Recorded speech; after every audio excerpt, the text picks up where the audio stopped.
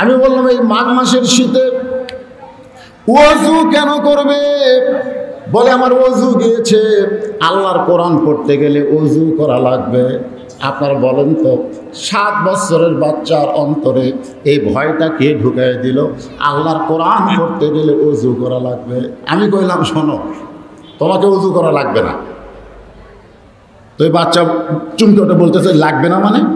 আমি কইলাম বাংলাদেশের একজন বক্তা আমির হামজা, সে বলেছে ওযু ছাড়াও কোরআন পড়া যায়। ওই বাচ্চা বলতেছে হুজুর আমি ওযু করবই, ওই আমির হামজাটা আমরা মানি না। তা আমি বললাম ঠিক আছে, আমি তোমার মাদ্রাসার পরিচালক, আমি বলতেছি ওযু ছাড়া কোরআন পড়া যায়, যাও এই মাঘ মাসের শীতে কষ্ট করে ওযু করা লাগবে না, যাও। তো ছেলেটা যাচ্ছে না। আমি বললাম তোমার যত পাপ হবে সমস্ত পাপ যেন আল্লাহ আমাকে দেয়, তাও তুমি ঠান্ডার মধ্যে ওযু না করে কোরআন পড়ো, যাও। আমি খুব ধমক দেওয়ার কারণে ছেলেটা মাদ্রাসার ভিতরে ঢুকলো। আমি চিন্তা করলাম দেখি ও এখন কোরআন ধরবে না কি করবে, এটা দেখার জন্যে আমি চেয়ার ছেড়ে জানলার কাছে গেলাম। জানলার কাছে গিয়ে দেখি ছেলেটা দরজার ফাঁকে লুকে আছে। লুকে থাকার কারণ হলো যে চেয়ারে আমি আসি না গেছি। ও যখন দেখছে চেয়ার ফাঁকা তখন আবার বের হয়েছে, ওযু ছাড়াও কোরআন পড়া যায়। তখন মাটিতে বসে বলতেছে আপনি আমাকে মারেন কাটেন যা ইচ্ছা তাই করেন, কিন্তু আল্লাহর কোরআন ওযু ছাড়া আমি ধরব না। আমি ওই বাচ্চাকে বুকের মধ্যে নিয়ে বললাম এত ছোট মানুষকে এত অন্তরে ভয় কে ঢুকাইল? তাহলে আত্তাকুল্লাহ, আল্লাহর ভয় অর্জন করতে গেলে দুনিয়ার কোনো শিক্ষা দিয়ে ভয় অর্জন করা যাবে না, একমাত্র আল্লাহর কোরআন ছাড়া। জোরে বলেন কথা ঠিক কি না? আমরা সবাই চাই আমাদের সন্তানগুলো ভালো হোক, কি চাই কি চাই না? প্রত্যেকটা বাবাই চায়। আমি আপনাদের সামনে আলোচনা করতেছি 1 নম্বর হলো ঈমান, না ঈমান। জোরে কোন কি? ঈমান। আর সেই ঈমানকে ভিতরে ধারণ করতে গেলে 1 নম্বর আমলের নাম কি? নামাজ। জোরে বলেন 1 নম্বর আমলের নাম কি? এই নামাজ সমস্ত দল ভাঙে মুসলমানকে এক দলে আনতে পারে। পারে কি পারে না? সুতির হাট মসজিদে যখন আজান দেয়, আপনারা বলেন তো এক এক দলের জন্য এক এক মসজিদ খোঁজে না সমস্ত দলেরা এক মসজিদে যায়? এক মসজিদে যায়, কাতারবদ্ধ হয়ে নামাজ আদায় করে। তাহলে নামাজ কি শিক্ষা দিল? যে তোমরা বাহিরে যে যে দল করো কোনো সমস্যা নাই, কিন্তু আল্লাহর ঘরের মধ্যে যখন আসবে তখন তোমাদেরকে দল করা যাবে না, সমস্ত মুসলমানকে এক দল হতে হবে। এখন আপনাদের কাছে আমার প্রশ্ন, আপনারা কি ভিতরের কথা শুনবেন না বাইরের কথা শুনবেন? জোরে বলেন। হ্যাঁ, ভিতরের কথা আমাদেরকে শুনতে হবে। এখন কোরআনের ভিতরে বলা হয়েছে ঈমানের পরই আত্তাকুল্লাহ, ভয় করতে হবে কাকে? যে আল্লাহরে কোনোদিন দেখি নাই সে আল্লাহকে কেমনে ভয় করব? কিভাবে ভয় করব? কারণ আল্লাহর আকার আকৃতি, আল্লাহর অনেক কিছুই আমাদের অজানা। আল্লাহ হচ্ছেন গায়েব। জোরে কোন আল্লাহ কি?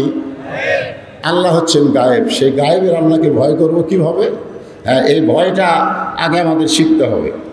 আমরা কিন্তু ভয়ের বিশ্লেষণ করি যে মানুষ সাপ দেখলে ভয়ে দৌড় দেয়, মানুষ বাঘ দেখলে ভয়ে দৌড় দেয়, মানুষ যদি জানে ওই রাস্তায় চোর ডাকাতি হয় রাত্রেবেলায় ওই রাস্তা বাদ দেয়। জোরে কোন কথা ঠিক কিনা? আমরা ভয়ের সংজ্ঞা পেলাম কি? যে ভয়ে মানুষ সরে যায়, ভয়ে মানুষ সরে যায়। আল্লাহর ভয়ে মানুষ সরে আসে না কাছে আসে? কথা কয় না। আল্লাহর ভয় বান্দার অন্তরে যত বেশি হবে সেই বান্দা আল্লাহর তত নিকটে চলে আসবে। এখন আল্লাহর ভয় করতে গেলে আমাদের করণীয় কি সেটাও আল্লাহ কোরআন কারিমের মধ্যে বলে দিয়েছেন।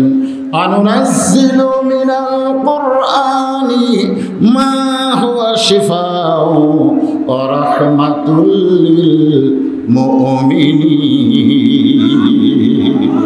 আল্লাহু আকবার। সব কিছু এটা অবশ্য অনেকে মনে করবেন যে এটা হয়তো একটা স্লোগান, আসলে স্লোগান না। এই আয়াতেরই বাংলা অর্থ হলো সব সমস্যার সমাধান দিতে পারে। আপনারা যারা বলতেছেন না, এই কোরআনের প্রতি আপনাদের বিশ্বাস আছে না নাই? এই স্লোগান আছে না নাই? এই মার্কাজুল কোরআন, মার্কাজুল কোরআন, কোরআনের মার্কাজ এখানে খোলা হয়েছে। আপনাদের সন্তানদেরকে সেই মাদ্রাসায় ভর্তি করে দিবেন, এই প্রচারের জন্যই মাহফিল। আজকে আপনারা কি দেখলেন এখানে? আমি আসার আগে যে আপনাদেরকে কিছু দেখালো, দেখছেন আপনারা? দেখছেন? দেখে কি খুশি হচ্ছেন না বেজার হচ্ছেন? তো আপনার সন্তানকে আপনি ভালো করেন, আপনার সন্তানকে আপনি ভালো করেন। সন্তান নষ্ট হোক এটা কোনো বাবা চায়? এখন চায়? সন্তানকে ভালো করতে গেলে একদম বাকদম ঘোড়াডম এই শিক্ষা দিয়ে সন্তানের ভিতরে আল্লাহর ভয় আনা যাবে না। আল্লাহর ভয় করে যাই আনতে গেলে একমাত্র কোরআনের শিক্ষা শুরু করতে হবে। ধরেন ঠিক কিনা? বিশ্বাস হচ্ছে না? মাত্র 7 বছরের বাচ্চা, আমি অনেক মাহফিলে বলি, আব্দুল্লাহ 7 বছরের ছেলে। আমি মাঘ মাসে রোদে বসে আছি চেয়ার নিয়ে, রোদ পোয়াচ্ছি। আপনাকে এলাকায় কী বলে? রোদ পোয়া। ঠিক আমি যখন রোদ পোয়াচ্ছি এমন সময় 7 বছরের একটা ছেলে কোরআন শরীফ পড়তে পড়তে মাদ্রাসা থেকে বের হয়ে আসলো। আমি জিজ্ঞাসা করলাম, সবাই পড়তেছে আর তুমি বের হলা কেন? ও তখন আমাকে এভাবে আঙ্গুল দেখালো, এভাবে। আমি বললাম, এটা কী বলছেন? বলে 1 নম্বর যদি দেখেন, 1 নম্বর তাহলে পেশাব, 2 নম্বর হলো পায়খানা, আর 3 নম্বর হলো যখন অজু থাকে না। যখন অজু থাকে না, তো আমার অজু নেই। প্রত্যেকটা বাবাই চায় আমার সন্তানগুলো ভালো হোক। আজকে ছেলেরা ভালো হচ্ছে না, নষ্ট হয়ে যাচ্ছে। আজকে আমাদের অধিকাংশ ছেলেরা এই যে একটা মোবাইল পাইছে, কি পাবজি খেলা না কি খেলা, ফ্রি ফায়ার, আরও কী সব খেলতেছে। আমি যুবকদের বলতেছি, বাজান তোমরা খোঁজ নিয়ে দেখো, এই মার্কাজুল কোরআনে অধ্যয়ন করেছে এরকম বাচ্চাদের হাতে এরকম মোবাইল নাই। এরা এটা নিবেও না। কারণ আপনি আত্মাকুল্লাহ, আল্লাহর ভয় যদি পুরোপুরি অর্জন করতে চান, তাহলে 1 নম্বর শিক্ষার দরকার কি? আরো জোরে বলেন। কোরআনের মাহফিলে এসে কোরআনের পক্ষে কথা বলবেন না। প্রথম শব্দই হচ্ছে ইকরা, প্রথম শব্দ ইকরা। আল্লাহ রাসূল গারে হীরার মধ্যে 3.5 বছর সাধনা করেছেন। এই মাসটার নাম কি? এই মাসটার নাম কি? রবিউল আউয়াল মাস। এখনো শেষ হয়নি। শেষ হয়েছে নাকি?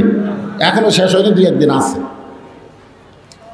3.5 বছর নবী আমার গারে হীরার মধ্যে সাধনা করার পরে ফেরেশতা জিবরাইল আল্লাহ নবীর কাছে সে প্রথম শব্দই হচ্ছে ইকরা। ইকরা মানে কি? পড়ুন। ইকরা মানে পড়ো। জোরে কান কি? কি পড়বেন? কি পড়বেন? এখন আপনাদের প্রশ্ন হলো পড়ুন, কিন্তু কি পড়বেন? আমাদের নবীও কিন্তু জিবরাইলকে বলেছিল, জিবরাইল তুমি পড়তে বললি পড়বো না, আগে জানতে হবে পড়ার ধরন কি। কি পড়বো? বহু পড়া পৃথিবীতে আছে। যেরকম আমার এক ভাই বললেন, ছোট্টবেলায় আপনি এই যে মূলা খাওয়ার ঢেকুসের কথা কইল না, বুঝতে পারেন না আপনারা? হ্যাঁ, সকালবেলা খাচ্ছেন, বিকেলবেলা ঢেকুস মারে, কারণ কি? তার মানে বোঝা গেল ছোট্টবেলায়, সকালবেলায় মানে ছোট্টবেলায় যেইটা আপনি হাতে দিবেন, যেইটার শিক্ষা দিবেন, একটু মনোযোগ দিয়ে শুনবেন। নবী বললেন, জিবরাইল তুমি পড়তে বললি পড়বো না, আগে জানতে হবে পড়ার ধরন কি। সঙ্গে সঙ্গে জিবরাইল বললেন, বিইসমি রাব্বিকাল্লাযী খালাক, খালাকাল ইনসানা মিন আলাক। ওই আল্লাহর নামে পড়েন যে আল্লাহ আপনাকে সৃষ্টি করেছে। সুবহানাল্লাহ। আসতে বললেন কেন? এটা কি আমার কথা কইলাম না আল্লাহর কথা কইছি? আল্লাহর কথা আমি বললাম, সুবহানাল্লাহর এত ফয়েজ বরকত দিলাম, তারপরে সুবহানাল্লাহর জোর হয় না? তাহলে চিন্তা করে দেখেন, যে আল্লাহ আমাকে সৃষ্টি করেছে সে আল্লাহর নামে পড়া লাগবে। আপনারা বলেন তো, বাংলা পড়তে কেউ বিসমিল্লাহ হয়? কথা কয় না কেন? ইংরেজি পড়তে কেউ বিসমিল্লাহ কয়, অঙ্ক করতে কেউ বিসমিল্লাহ কয় না, কিন্তু আল্লাহর কোরআন, আল্লাহ বলতেছেন যখনই তুমি কোরআন পড়বে, কোরআন পড়ার আগেই তোমাকে বলতে হবে আউযু বিল্লাহি মিনাশ শাইতানির রাজিম। কোরআন শরীফের মধ্যে আছে না নাই?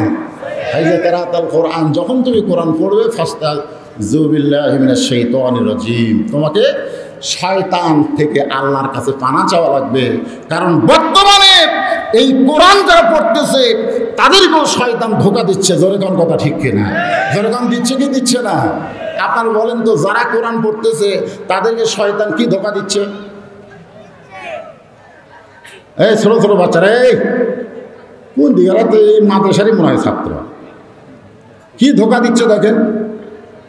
আপনি যখন এই বিজ্ঞাপন পড়বেন, পড়ার পরে কেউ যদি আপনাকে জিজ্ঞাসা করে আপনি কি পড়লেন, আপনি যদি বলেন আমি পড়ছি ঠিকই বুঝি নাই, তখন লোকজন বলবে বিজ্ঞাপন পড়লি আর বুঝলি না। এ কোন কোন বক্তা আছে রে, প্রধান অতিথিকে, সভাপতিকে, সবই পড়েছি কিন্তু বুঝিনি ভাই। লোকজন বলবে পাগল, পড়বি তো বুঝবি না কেন? একটা লোক বাংলা পড়ে বোঝার নিয়তে, পেপার পড়ে বোঝার নিয়তে, ইংরেজি পড়ে বোঝার নিয়তে, অঙ্ক করে বোঝার নিয়তে, কিন্তু শুধুমাত্র আল্লাহর কোরআন পড়ে সওয়াবের নিয়তে। এই জায়গায় শয়তান সবচাইতে বড় ধোঁকা দেয়।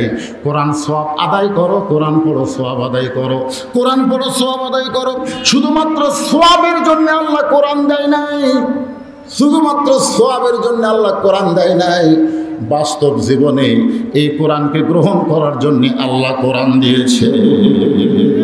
জোরে বলেন ঠিক? হ্যাঁ, আজকে আমরা সওয়াবের নিয়তে আমার মায়েরা কোরআন সে পড়ে। রমজান মাসে তো কোরআন বক্সা দিতে দিতে আমাকে কাম সারা। আমাদের এলাকায় কোরআন বক্সা দেওয়া লাগে, মানে একজন কোরআন খতম দিয়েছে আর একজন বক্সা দেওয়া লাগে, এর বিনিময়ে কিছু টাকাও দেয়। তো এই রমজানের শেষের দশকে বেজর রাতে খুব কোরআন বক্সা লাগে। একদিন প্রায় 20টা কোরআন বক্সা, মানে 20 খতম দিছে, সব 20 টাকা 50 টাকা 100 টাকা দিয়ে পকেটে বোঝায় যে হুজুর একটু বক্সা দিন। তা আমি বললাম ভাই এই যে 20 খতমের মতন কোরআন এটা কে দিল? তো একজন বলতেছে আমার বেটার বউ 2 খতম দিছে, আমার মেয়ে 1 খতম দিছে, আমার বউ 1 খতম দিছে, একজন বলতেছে আমার ভাবি 1 খতম দিছে। এই 20 খতমের মধ্যে একটা মরদ মানুষও পাওয়া গেল না,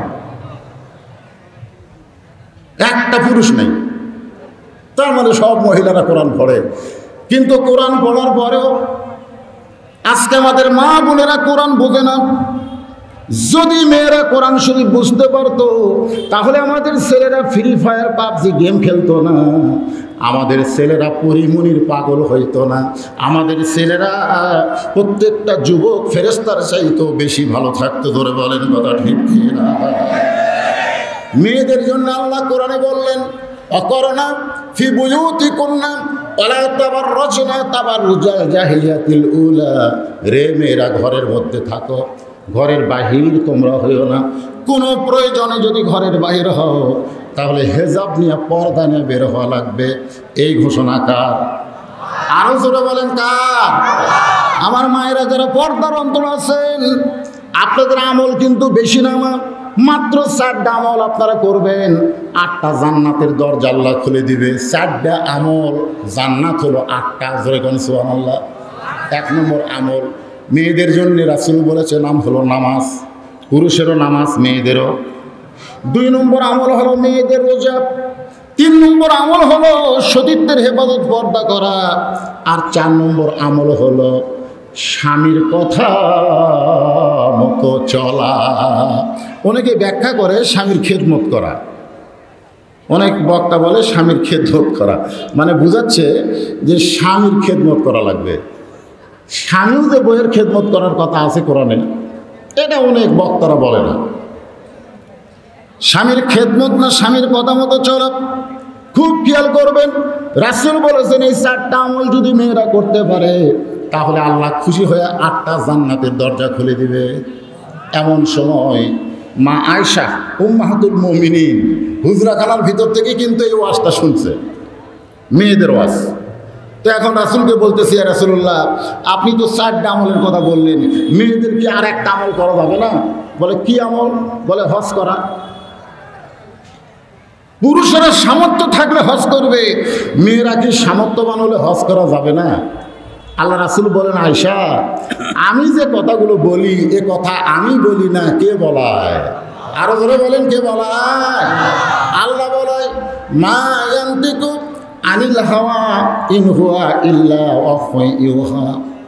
মা আয়েশা বললেন, ইয়া রাসূলুল্লাহ, আমি আপনার সঙ্গে এবার হজে যাব। সেই বছরই রাসূল প্রথম হজে যাব। তার আগে কিন্তু হজ ফরজ হয়নি। জোরে কোন কি হয়নি? কথা খেয়াল করবেন। তো মা আয়েশা বললেন, আমিও হজে যাব। আল্লাহ রাসূল বললেন, আমি তোমার দায়িত্ব নিতে পারবো না। মা আয়েশা তো খুব অল্প বয়স্ক, মানে কুমারী বউ, রাসূলের কুমারী বউ। যখন রাসূল দুনিয়া থেকে বিদায় নিচ্ছে তখন উম্মাহাতুল মুমিনিন আয়েশার বয়স হলো মাত্র 18 বছর। জোরে কোন কয় বছর? হ্যাঁ, 6 বছর বয়সে বিয়ে করছে, 9 বছর বয়সে সংসার হয়েছে। আর নবীর যখন দুনিয়া থেকে বিদায় তখন মা আয়েশার 18 বছর। তো এখন বিদায় হস্ত জানেন যে রাসূল বিদায় নেওয়ার আগের বছর হয়েছে। আল্লাহ রাসূল বললেন, আমি তোমার দায়িত্ব নিবার পারবো না। মা আয়েশার মন খারাপ হয়ে গেল। এমন সময় মা আয়েশার ভাই আব্দুর রহমান এসে বলতেছে, ইয়া রাসূলুল্লাহ, আমার বোনটা হজে যাবার চাই, আমি যদি দায়িত্ব নিই। আল্লাহ রাসূল বললেন, তাহলে কোনো আপত্তি নাই। জোরে কোন সুবহানাল্লাহ। হজে যাচ্ছেন মা আয়েশা ভাইয়ের সাথে, আব্দুর রহমানের সাথে। কিন্তু যেখানে মসজিদে আয়েশা যারা হজ করছেন, আমাদের সভাপতি সাহেবও গেছেন, তো মসজিদে আয়েশা এটা কিন্তু সবাই দেখে। কিন্তু মসজিদে আয়েশা কেন হয়েছে এটা কিন্তু অনেক হাজি সাহেবরা জানেন। মসজিদে আয়েশা ওই জায়গায় যখন আসলেন, মা আয়েশা উটের ভিতর থেকে, উটের একটা হাওদা মানে উটের মধ্যে পর্দা ঘর করে দিছে, সে ঘরের ভিতর থেকে ভাইকে বলেন, ভাই উটকে আর সামনে টানেন না, কারণ আমার মাসিক ব্যারাম শুরু হয়েছে। জোরেগণ কি ব্যারাম? মেয়েদের একটা ব্যারাম আছে না নাই? জোরেগণ মাসিক। তো আমার মাসিক শুরু হয়েছে। আব্দুর রহমান বলতেছে, কয়দিন লাগে ভালো হতে? তা কমপক্ষে 7 দিন। বলে এই জন্যই রাসূল তোমার দায়িত্ব নেবার চায়নি, এই জন্যই দায়িত্ব নেবার চায় নাই। ওই জায়গায় মা আয়েশা 7 দিন পর্যন্ত অপেক্ষা করলেন। আমার মায়েরা বোনেরা শোনেন, মা ফাতেমা কিন্তু হজ করে নাই, অথচ মা আয়েশাকে বাদ দিয়ে প্রত্যেক জুমার দিনে ইমাম সাহেবরা বলতেছে, সাইয়্যিদাতুন নিসাই আহলিল জান্নাহ ফাতেমাতুজ যোহরা রাদিয়াল্লাহু তাআলা আনহা, সমস্ত জান্নাতি নারীদের নেত্রী হবে নবীর কলিজার টুকরা মেয়ে ফাতেমা। সোনার ধরে কবেন না? তাহলে চিন্তা করেন, এখন চিন্তা করেন, মা আয়েশা হজ করছে কিন্তু ফাতেমা হজ করছে? হজ করে নাই। তার জীবনে পড়ে দেখেন, তিনি নবীর কাছে এসে বললেন, বাবা মেয়েদের জন্য 4টা আমল করতে হবে, এই 4টি আমলের মধ্যে সবচাইতে গুরুত্বপূর্ণ আমল কোনটা? আল্লাহ রাসূল বললেন, ফাতেমা, মেয়েদের জন্য সবচাইতে গুরুত্বপূর্ণ আমলের নাম হলো পর্দা করা। সবচাইতে গুরুত্বপূর্ণ আমলের নাম কি? আপনার একটু জোরে কর। আপনার কি মনে করতেছেন যে আপনার বউ যদি বেপর্দা হয়, আপনার বউ আল্লাহ ধরবে? আপনার বউ ধরবে? এক মেয়েকেও ধরবে না। মেয়েরা যদি বেপর্দা হয়, আল্লাহ মেয়েদেরকে ধরবে না, ধরবে স্বামীকে। আমার ওয়াজের ক্যাসেটটা শোনেন নাই? ওই ফখরুদ্দিন সরকারের সময় 200 ব্রিজের কাছে র্যাবের ক্যাম্প। র্যাবের কি ক্যাম্প? ইতিমধ্যে একটা ছেলে তার নতুন বউকে নিয়ে মোটর সাইকেলে খুব ফিল্ডিং মারতেছে, এত জোরে মোটর সাইকেল ছাড়ছে যে ওর অন্যা গলার মাফলা হয়ে গেছে। এখন র্যাব আটকায় দিছে, থাম। তো থামাইছে, থামার পরে বলতেছে, পিছনে বসে আছে ওটা তোর কে হয়? তোকে আমার বউ হয়। স্যার, তুই ব্যাপারটা বউ নিয়ে ঘুরিস? তুই কেমন পুরুষ মানুষ, তোর বউ ব্যাপারটা? এরপরে আর ছেলেটাকে কিছু না বলে মেয়েটাকে বলতেছে, মা তুমি একজন মুমিনা নারী হয়ে বোরকা পরনি কেন? মেয়েটা কান্দার বলে, স্যার আমি বহুবার বোরকা কিনা দিবার কইছি, কিন্তু আমার স্বামী যদি কিনা না দেয় তাহলে আমি পরবো কেন? র্যাবের মেজর হাসতেছে, যেটা র্যাবের সামনে বউ দোষ স্বামীর উপর চাপায় দিল, তাহলে আল্লাহর সামনে যখন দাঁড়াবে, আল্লাহ যখন জিজ্ঞাসা করবে বেপর্দা হয়ে দুনিয়াতে ঘুরলি কেন, তখন প্রত্যেকটা মেয়েরা বলবে আমরা ফাতেমা হওয়ার চাইছিলাম, আমরা রাবেয়া হওয়ার চাইছিলাম, কিন্তু আমাদের স্বামীরা আমাদেরকে পর্দায় রাখে নাই। সঙ্গে সঙ্গে রাসূল বললেন আর দায়ুস লা ইয়াদখুলুল জান্নাহ, দায়ুস কোনদিন জান্নাতে যাবে না। সাহাবারা বললেন দায়ুস কোন নারী? রাসূল বললেন দায়ুস কোনো নারী না, দায়ুস হলো ওই সকল পুরুষ মানুষ যাদের অধীনে নারীরা পর্দা করে না। এখন আমাদের অধীনে মেয়ে মানুষ আছে না নাই? এই জোরে করে আছে না নাই? তাহলে আমার বউ আমার মেয়ে যদি বেপর্দা হয়ে ঘরে, কিংবা আমার বাপ মারা গেছে, আমার যুবতী বোন যদি বেপর্দা হয়ে ঘরে, আল্লাহ আমাদেরকে ধরবে কি ধরবে না? জোরে কোন ধরবে না ভাইজান? আসে এক নম্বর বিষয় হচ্ছে আত্তাকুল্লাহ, আল্লাহর ভয়। এই আল্লাহর ভয়কে নিয়ে আলোচনা করতে গিয়ে মা বোনদের একটু পর্দার কথা বললাম, কারণ মা বোনেরা যখন পর্দার ভিতরে ঢুকবে, পুরুষ মানুষ কোরআন ধরলে আল্লাহর ভয়, আর মেয়েরা পর্দার মধ্যে ঢুকলে আল্লাহর ভয়। সুবহানাল্লাহ। কেমন ভয়, কেমন ভয় একটু খেয়াল করবেন। এশার নামাজের পরে হযরত আলী ঘরের মধ্যে ঢুকে দেখে মা ফাতেমা সুন্দরী সাইদা গুইজা বসে আছে, হাসান হুসেনকে সুন্দর করে সাজায় দিয়া ঘরটাও সুন্দর করে সাজায় রাখছে।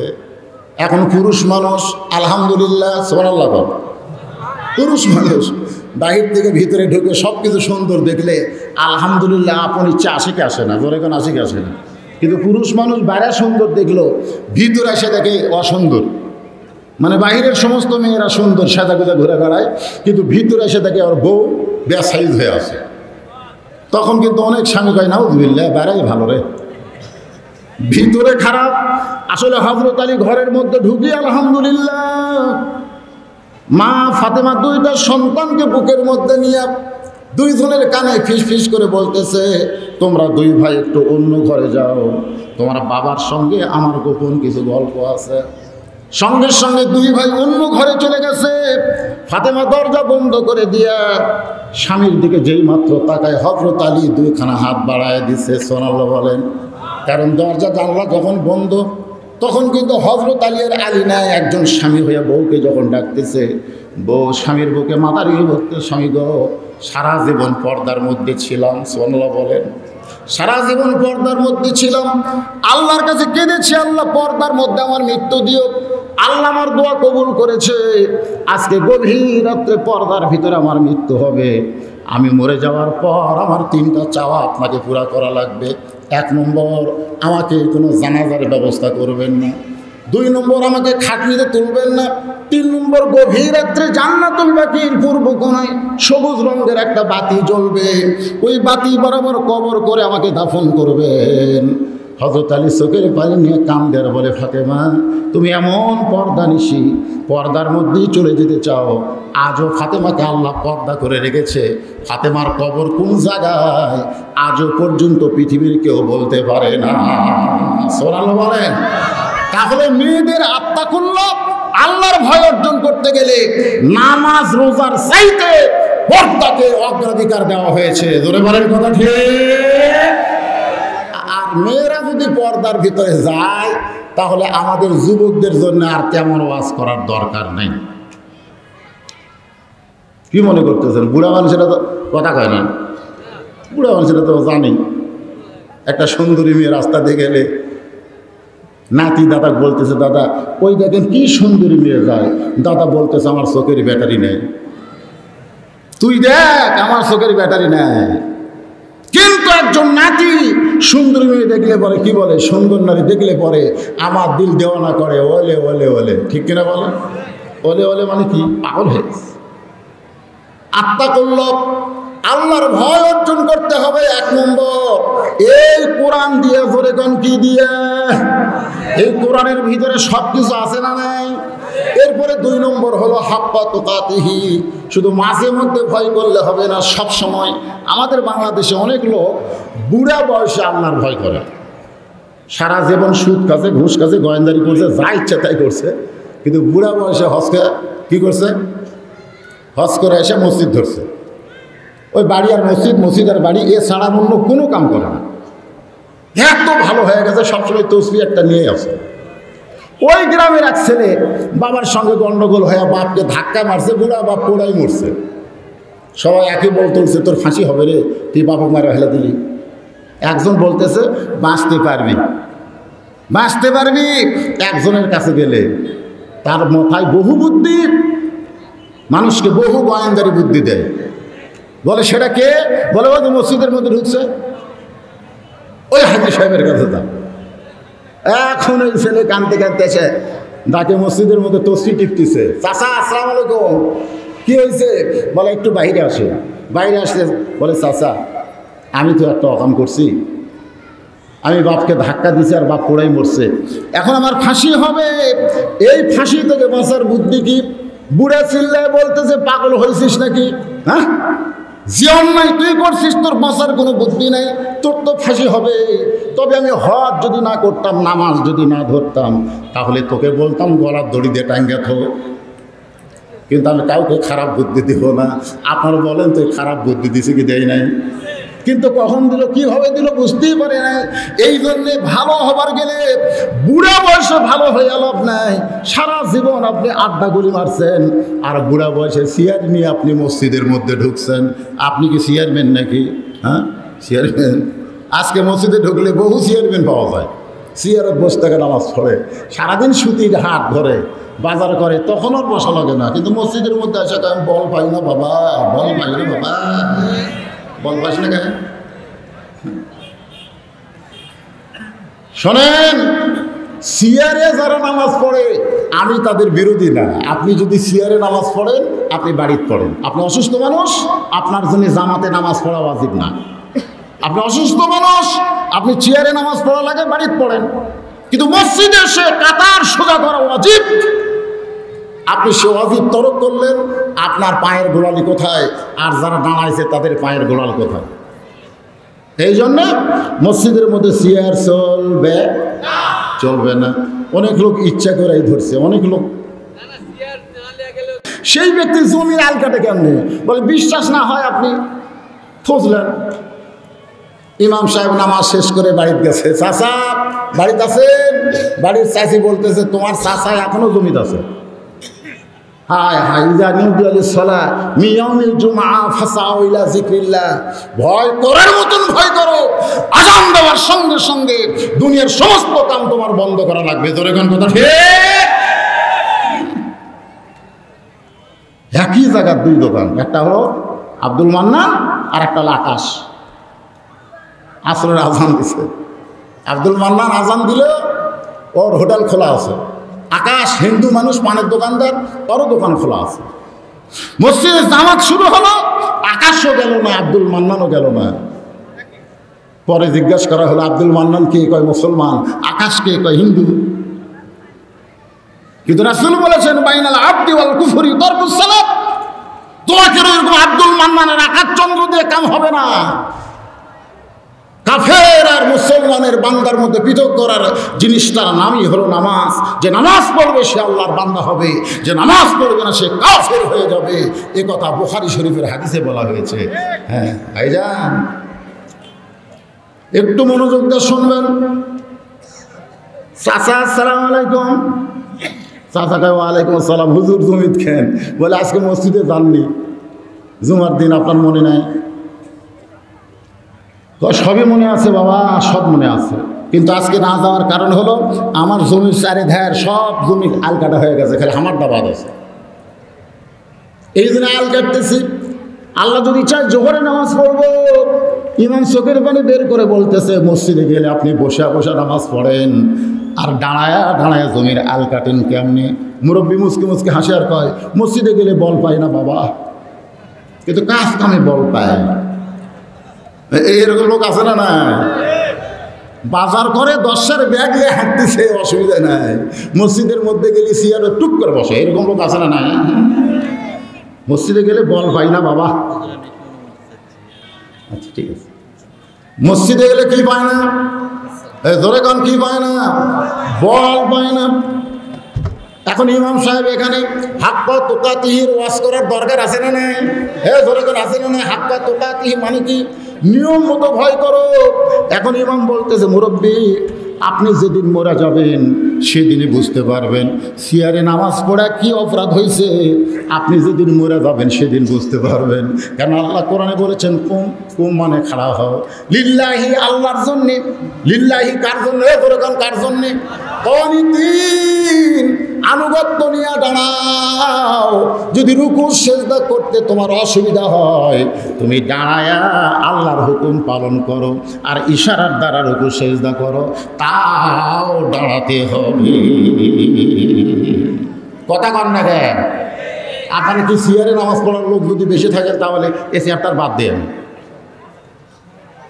কি সুতির হাট মসজিদে চেয়ার আছে? ও সেই জন্যই তো কথা বলতেছেন না। পরে আল্লাহ কিন্তু চেয়ার এলাক ধরবে না, ধরবে মসজিদ কমিটিকে। আল্লাহ ধরবে কাকে? মসজিদ কমিটিকে ধরবে। আল্লাহর বান্দার একটু মনোযোগ দিয়ে শোনেন। এখন বলতেছে মুরব্বী মরে গেলেই আপনি বুঝতে পারবেন। মুরব্বী বলতেছে মরে গেলে আবার বুঝবো কেমনে? মরে গেলে তো মানুষ মরেই যায়, মরে গেলে তো বোঝা যায় না। ইমাম বলতেছে আপনি কার জন্য কিসের জন্য এত কষ্ট করেন এই বুড়া বয়সে? মুরব্বী বলতেছে বাজান তুমি জানো না আমার 4টা ছেলে আছে। জোরে কোন কয় ছেলে? আমি মরে গেলে ওরা এতিম হয়ে যাবে, আমার সন্তানগুলো এতিম হয়ে যাবে। এতিম সন্তানের জন্য কিছু না করে গেলে ওরা কি করে খাবে? ইমাম কান্দের বলে মুরব্বী যেদিন মরে যাবেন সেদিন বুঝবেন। আল্লাহ কোরআনে বলেছে ইন্নামা আমওয়ালুকুম ওয়া আওলাদুকুম ফিতনা। সবচাইতে বড় ভয় সম্পদ আর সন্তান যদি তোমার অকল্যাণ হয়। সুবহানাল্লাহ বলে কোন না কেন? সবচাইতে বড় ভয় সম্পদ আর সন্তান যদি অকল্যাণে যায়। টাকা আছে সুদে লাগাছেন নাকি? টাকা আছে সুদে লাগাছে? সুদ শোনেন, এর আগেও আমি মাহফিলে বলেছি আল্লাহ সমস্ত পাপ তওবা করলে মাফ করবে। তওবা যদি করেন আল্লাহ সব পাপ মাফ করে দিবে, কিন্তু একটা পাপ আল্লাহ মাফ করবে না। সেটা হলো যারা সুদ খাচ্ছে, যারা সুদ দিছে তারা তওবা করলে আল্লাহ মাফ করবে। সুদ যারা দিছে, হাদিসটা ভালো মতো শুনবেন, সুদ যারা দিছে তারা তওবা করলে মাফ আছে, কিন্তু যারা খাচ্ছে। তো সাহাবীরা বললেন হুজুর যারা সুদ খাবে এদের বাঁচার বুদ্ধি কি? আল্লাহ রাসূল বললেন যাদের কাছ থেকে টাকা 100 টাকা 10 টাকা করে বেশি লাইনি ওরকে বাড়ির যাওয়া লাগবে। বাড়ির যায় যায় হিসাব করে টাকা ফেরত দিয়ে ওর হাত ধরে মাফ চাইলে ও যদি মাফ করে দেয় তাহলে আল্লাহ সুদারুর তওবা কবুল করবে। কারণ একটা হলো হকুল্লাহ, একটা হলো হকুল ইবাদ। সুদ হচ্ছে হকুল ইবাদের সাথে জড়িত। জোরে কথা ঠিক কিনা? এখন কারা কারা খান আপনারা ভালো চিন্তা করেন। আল্লাহর বান্দার একটু মনোযোগ দিয়ে কথাগুলো শুনবেন। হাক্কা তুকাতিহি যথাযথ ভয় করার কথা বলতেছি। মরে গেলি বুঝবেন। বলে কেমনে বুঝবো? বলে আমি আপনাকে শিখাই দেই। আপনি মরার অভিনয় করে একটু থাকেন তো দেখি কি হয়। বুড়া মরার অভিনয় করে শুয়ে আছে, ফজর আজান হয়ে গেছে, সূর্য পূর্ব দিকে উঠতেছে। 4 ছেলে চিন্তা করে কে রে বাবা তো ঘুম থেকে আজান দিলি ওঠে, আজকে বাবা ওঠে না কেন? বড় ছেলে গিয়ে দরজা খুলে দরজায় ধাক্কা দেয়। বাবা কি হয়েছে? বাবার কোনো কথা নাই। জোরে দরজা ধাক্কা দিয়ে দরজা খুলে দেখে বাবা ওড়ে, তার মানে চাদর দিয়ে ঘুম পাড়তেছে। ছেলে বাবার কানের কাছে গিয়ে বলতেছে বাবা কি হলো আজকে আপনার এতই ঘুম ধরলো? দরজা খুললাম ধাক্কা দিয়ে, চাদর মুড়ি দিয়ে ঘুম পাড়তেছেন। বাবা কি হয়েছে? বাবা কোনো কথা কয় না। যে মাত্র চাদর টান দিয়েছে দেখে বাবা এইভাবে চৌরঙ্গির মতন মরে আছে। বড় ভাই চিল্লায় বলতেছে আর বাড়া থাকিস না, বাবা মরছে, বাবা মরছে। 3 ভাই বাইরে ছিল, তারা ভিতরে এসে বলতেছে মরছে মরছে, কিন্তু গন্ডগোল লাগা দিয়ে মরছে। বাপ কিন্তু মরে নাই, মরার অভিনয় করতেছে। আল্লাহ কোরআনে বলেছেন ইয়া আইয়ুহান নাসু তাকু রাব্বাকুম ওয়াখশাউ ইয়াওমান লা ইয়াজি ওয়ালিদুন আন ওয়ালাদিহি ওয়ালা মাউলুদুন হুয়া জাযিন আন ওয়ালিদিহি শাইআ। ধরে বলেন আল্লাহু আকবার। ভয় করো, ভয় করো। ইয়া আইয়ুহান নাসু তাকু রাব্বাকুম, তোমরা সেই দিনকে ভয় করো। কার জন্যে? আল্লাহর জন্য। ধরে বলেন কার জন্যে? মরছে, বুড়া মরছে, মরার অভিনয় করতেছে। এক ভাই বলতেছে মরছে মরছে, কিন্তু গন্ডগোল লাগাই দিয়ে মরছে রে। আর এক ভাই বলে কিসের গন্ডগোল? বলে জমি কিনা লাগতো 40 বিঘা, আমরা 10 বিঘা করে পাইতাম, কিন্তু বুড়া 39 বিঘা জমি কিনাই মরে গেল।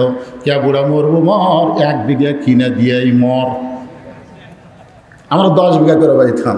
আর এক ভাই বলতেছে খালি জমির দিক দিয়ে গন্ডগোল লাগাচ্ছে বুড়া, ঘরের দিক দিয়েও লাগাইছে। ঘর বানার লাগতো 8টা, আমরা 2টা করে পাইতাম, কিন্তু বুড়ের বেটা ঘর বানাচ্ছে 7টা। কে বুড়া মরবো মর, আর একটা ঘর বানিয়ে দেই মর। তখন বড় ছেলে বলতেছে আর কাইন্দা লাভ নাই, আর জমিও পাওয়া যাবে না, ঘরও পাওয়া যাবে না। বুড়া খালি চোখ মিটিমিটি করার চিন্তা করে। আমি মরে গেছি এই জন্য এদের কোনো চিন্তা নাই, এদের চিন্তা হলো জমি আর ঘরের। কিছুক্ষণ পর এক ভাই বলতেছে যেই ঘরে মুরব্বী মরছে, বুড়ার বেটা মরছে, এই ঘর তোমরা কার ভাগে দিবা? কার ভাগে দিবা? ছোটজন বলতেছে আপনি বড় ভাই, আপনার ভাগে এই ঘর দিবার চাই। বড় ছেলে বলতেছে আমার ভাগে যদি এই ঘর দাও, তাহলে মরা লাশ আমি বেশিক্ষণ ঘরের মধ্যে রাখবো না, কারণ বৌসল নিয়ে থাকা লাগবে। লাশ বেশিক্ষণ থাকলে ঘর দোসঙ্গা হবে, বেশিক্ষণ লাশ রাখা যাবে না। বলে লাশটা তো বের করা লাগবে, বের করতে গেলে দরজা কাটা লাগবে। মেজো ভাই বলতেছে দরজার দাম জানিস? তুই যে বললি দরজা কাটা লাগবে, দরজার দাম জানিস? এই দরজার দাম কত রে? আমরা দরজা কাটবো না, বুড়া মরার আগে দরজা দেখা মরা উচিত ছিল। যে দরজা আটো আর বুড়া অসর হয়ে বলো, দরকার হলে আমরা বুড়ার হাত পাও ভাঙ্গা সোজা করবো। কেউ তো দেখেনি, আমরাই 4 ভাই হাত পাও ভাঙ্গা সোজা করে বুড়াকে এই দরজা দিয়ে এবার করবার চাই। 4 ভাই একজোট। জোরে কোন 4 ভাই কি একজোট? বোঝেন না? 4 ভাই এখন একজোট হচ্ছে, একজোট হয়ে বুড়ার হাত পাও ভাঙ্গার জন্য কেবল আসতেছে। বুড়া মনে মনে করে আল্লাহ, মানুষ মরলে আজরাইল দেখবে একটা, মানুষ যখন আসল মরবে তখন আজরাইল কয়টা? কিন্তু মরার অভিনয় করে আজরাইল দেখতেছি 4টে। আর অভিনয় করা যাবে না। এও যদি অভিনয় করি, আমার বাড়ি তৈরি করার সন্তানগুলো যারা সন্তানদেরকে আজে বাজে শিক্ষা দিয়ে মানুষ বানাচ্ছেন, বাজান তার মরিয়া দেখেন আপনার সন্তান তখন কি করে। আমার এলাকায় একটা ঘটনা ঘটছে কি জানেন? বাবা হার্ট ফেল করে মারা গেছে, একটাই ছেলে। মা দৌড়ে গিয়ে ছেলের দরজায় ডাকতেছে, বাজান তোর আব্বা তো মারা গেছে রে, আয়। ছেলে দৌড়, বাবার কথা শুনে দৌড়ে ঘরের দরজা যাই, ব্রেক করছে। মা বলতেছে বাবার কাছে যা। তখন বলতেছে মা আমার ভয় লাগতেছে। তো মা কয় কিসের ভয়? ছেলে বলতেছে গভীর রাত্রে পেশাব লাগছিল, তো পেশাব করে পানি লেইনি মা, এখন এই নাপাক অবস্থায় বাবার কাছে কেমনে যাই? মা বলতেছে তাহলে গোসল কর। ছেলে বলতেছে শীতের ঠেলায় ওই জায়গাতে পানি ঠেকাইনি, আর গোসল করবো? মা কয় হায় হায় হায়, এটা মানুষ না জানোয়ার রে, কিন্তু তোর বাপ মরছে তুই কিছুই করবি না। ছেলে বলতেছে মা ইন্নাল্লাহা মা সাবিরিন, একটু ধৈর্য ধরেন না কেন, খালি সকাল হবা দেন, আমার বাবক জান্নাত থুই আসার দায়িত্ব আমার নেই। মা কয় কিভাবে? খালি সকালটা হবার দেন। যেই সকাল হয়েছে মার কাছে হলো মাদ্রাসার দৌড়। হুজুর জীবনে মাদ্রাসাতে আসে না, সারা জীবন মাদ্রাসার বিরুদ্ধে কথা কয়। মৌলবীরা দেশ খেলো, জোরে কোন কথা ঠিক কিনা? আজকে হুজুর মাদ্রাসার মোহতামিল বের হয়ে বলতেছে কি হয়েছে বাবা? বলে আমার আব্বা মারা গেছে, আপনি গ্রুপ নিয়ে আসেন, আপনার গ্রুপ নিয়ে আপনি আসেন, এক কদম কোরআন পড়ে আমার বাবাকে একটু জান্নাতে থুই আসে। হুজুর বলতেছে আসতেছি বাবা, আসতেছি, তুমি যাও, বিছনা পাটি সব বিছাও, আমরা আসতেছি। হুজুরের এক গ্রুপ, জোরে কোন হুজুরা কি? তাই বলে মাদ্রাসার গ্রুপ নাই, মাদ্রাসা করা হলো এইরকম গ্রুপ ভাঙ্গার জন্যে। আগে আমাদের বাংলাদেশে এরকম মুন্সি গ্রুপ ছিল, জোরে কোন কথা ঠিক কিনা? কেউ মল্লি, ওরা গোটা এলাকা চুক্তিলে মল্লি, ওরাই 10 জন যায় 3 পারা করে ভাগ করে লে, ঝুঁকে ঝুঁকে ঝুঁকে ঝুঁকে 30 পারা যে আছে রব্বানা যালামনা। আল্লাহ কয় মরা মানুষের জন্য কোরআন নাজিল করছি। হ্যাঁ, এই 10 মুন্সি এই মরে গেছে, তার লাশের কাছে এক খতম কোরআন পড়ে রব্বানা জালামনা, তোদের কারণে কোরআন শিক্ষা বন্ধ হয়ে যাবে, জনগণ কোরআন পড়বে না। কোরআন মৃত মানুষের জন্য আসে নাই, কোরআন হলো জীবন্ত মানুষের হেদায়েতের খোরাক। ধরে বলেন কথা ঠিক কিনা? আয় হায় হায়, বাংলাদেশের কোনো মওলানা আপনাদেরকে এই ফতোয়া দিতে পারবে না যে মরা মানুষকে কোরআন পড়া শোনান যাবে। মানুষ মরে গেলে তাকে কোরআন শোনায় কোনো লাভ নেই, কোরআন শোনাতে হবে জীবন্ত মানুষকে। জোরে কোন কথা ঠিক কিনা? আল্লাহর বান্দারা, যে 4 ভাই আসতেছে, বুড়া তো এরকম করে মরে আছে। আমার দিকে দেখেন, একটু দেখেন, 2-1টা দেখাও লাগে, খালি হাত খালি এই যে হাত লড় আছে আপনার কোন তো ওই 4 জন ঘরের মধ্যে থাকবি, এক দৌড়, হায় হায় হায় হায়, তুমুর ফাঁস হয়ে গেল রে। আমরা কি করলাম? এই তো সব শুনছ। বুড়া ছেলেদের কোনো গাল না দিয়ে সরাসরি চলে গেছে ইমামের বাড়ি। হুজুর, জুমার নামাজ বাদ দিয়ে আমি জমির আল কাটছি যাদের জন্য, উন্নতির জন্যে, তারা আমার হাত পাও ভাঙবে কিন্তু দরজা কাটবে না। ইমাম সাহেব আল্লাহর কোরআন বের করে বলতেছে, দেখেন আল্লাহ কোরআনে কি বলেছে, ইয়া আইয়ুহান নাসু তাকু রাব্বাকুম ওয়াখশাউ ইয়াওমান লা ইয়াযলিদুন আন ওয়ালাদিহি, তোমরা সেই দিনকে ভয় করো যেদিন পিতা পুত্রকে চিনবে না, পুত্র তার পিতাকে চিনবে না। এখন আপনারা বলেন আমাদের সকলের সামনে সেই দিন আছে না নাই? জোরে করে আছে না নাই? তাহলে এখন আপনাদের কাছে আমার প্রশ্ন হলো, আপনারা মরার আগে ভালো হবেন না মরার পরে সোজা হবেন? মরার আগে কারা কারা ভালো হবেন? এই ছেলেরা তারা দাঁড়ায় আছো, সবাই হাত তুলে আল্লাহকে দেখাও। মরার আগে কারা কারা ভালো হবেন? হাত তোলেন, তোলেন, টান টান করে তোলেন। লিল্লাহে হাত নামান। মরার পরে কারা কারা সোজা হবেন? মরার পরে একজনও নাই। তাহলে বোঝা যাচ্ছে হাক্কা তুকাতিহি ওয়ালা তামুতুন্না ইল্লা ওয়া আনতুম মুসলিমুন। এই বিষয়ে আমি আপনাকে বুঝাবার পারবো ইনশাআল্লাহ। ভাইজান, বিরক্ত হচ্ছেন? কান সারিছি তো, ও যে ব্যাগের আদায় করে দিয়েছে। এখন যদি আপনারা ওটা বসা শুরু করেন, আমি মনোবাদ করে দেবো। কি শুনবেন না? সামনে 28 তারিখে নির্বাচন। কি কোন সামনে 28 তারিখে কি আছে? নির্বাচন মানে কি নির্বাচন রে? হ্যাঁ, চেয়ারম্যান নির্বাচন, মেম্বার নির্বাচন আছে না নাই? আজকে দেখলাম ফেসবুকে একজন মেম্বারে টানাইছে একই গ্রুপের 2 জন, এক গ্রুপের এক দলে, সে মাইক্রোবাস থেকে নাইমা ওরে কাইটা কাইটা টুকরা টুকরা করে লোকটা হাসপাতালে নিয়ে গেলি মারা গেছে। ওই বাজারের আওয়ামী লীগের সভাপতি ছিল। দেখেন না আপনারা? খবরেও দেখাইছে। নির্বাচন নির্বাচন মারামারি হবে কেন?